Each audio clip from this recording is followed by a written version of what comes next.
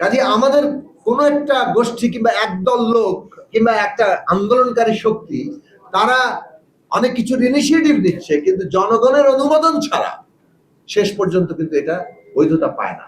ফলে সংস্কার যে শেষ পর্যন্ত জনগণের অনুমোদন লাগবে, সংবিধান বদলাতে হলে আমাদের একটা পার্লামেন্ট লাগবে, সেই কথাটা আমরা বারবার বলেছি।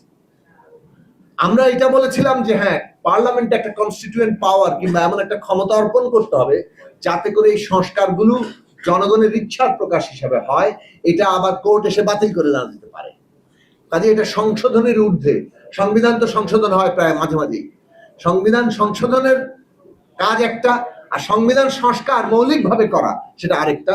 সেইটুকু পার্থক্য আমরা তৈরি করার কথা বলেছিলাম, যে সংসদকেই ক্ষমতা অর্পণ করুক, জনগণ দেবে, সেটার পদ্ধতি গণভোট হয়েছিল। আমরা একমত হয়েছিলাম, বিএনপিও শেষ পর্যন্ত একমত হয়েছে। কথা ছিল যে সংস্কার প্রস্তাবে অনেকগুলো নোট অফ ডিসেন্ট আছে। হঠাৎ করে আমরা গতকাল আদেশে দেখলাম নোট অফ ডিসেন্টের বিষয়ে কোনো উল্লেখ নাই। এটা তো কোনো ঐকমত্য হয়নি। এই প্রশ্নের ব্যাখ্যা নিশ্চয়ই কমিশন তাদের দেবেন, তারা কি কোন বোঝাপড়া থেকে এই জায়গায় আনলেন। আমরা জুলাই সনদ সই করলাম, আপনারা সবাই জুলাই সনদের প্রকাশিত বুকলেটটি দেখেছেন, যেখানে 84টি সনদ লেখা আছে। সেই সব জায়গায় প্রত্যেকটি নোট অফ ডিসেন্ট লেখা আছে। নোট অফ ডিসেন্টের নিচে একটা করে নোট লেখা আছে যে এটা দলগুলো তার ইস্তেহার হিসেবে দেবে যার যার প্রস্তাব আকারে, এবং যে দল সংখ্যাগরিষ্ঠতা পাবে, ম্যান্ডেট পাবে, সে তাদের প্রস্তাব অনুযায়ী ওই নোট অফ ডিসেন্টের আপত্তির অংশগুলোর মীমাংসা হবে। তার মানে মীমাংসা হবে পার্লামেন্টে, এবং দলগুলো জনগণের যারা ম্যান্ডেট পাবে।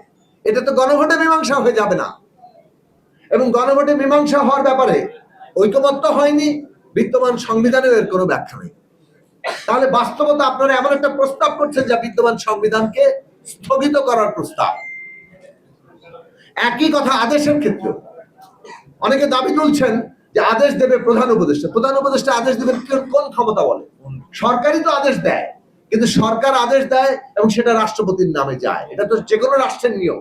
রাষ্ট্রপতি হচ্ছে রাষ্ট্রের প্রতীক, তার নামে যাবে। ব্রিটেনে কিছু হলে রানীর নামে যাবে। এখন আপনি সরকার একটা অর্ডিন্যান্স জারি করতে পারে, সেটা যে নামই দিক, আদেশ নামে দিল, কার্যত মর্মবস্তু সেটা অর্ডিন্যান্স, কারণ এখন পার্লামেন্ট নাই। পার্লামেন্ট থাকলে আইন হয়, আর যখন পার্লামেন্ট থাকে না তখন এটা অর্ডিন্যান্স আকারে যায়। ওই